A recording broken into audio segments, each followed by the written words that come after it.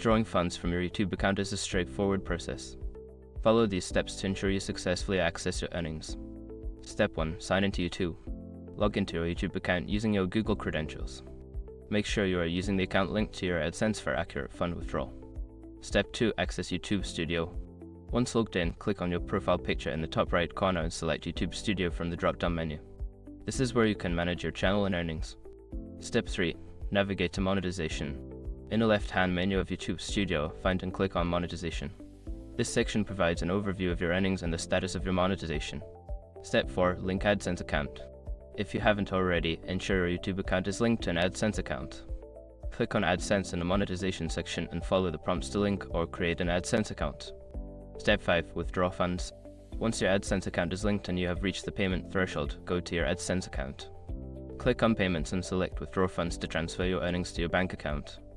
By following these steps, you can easily withdraw your funds from YouTube.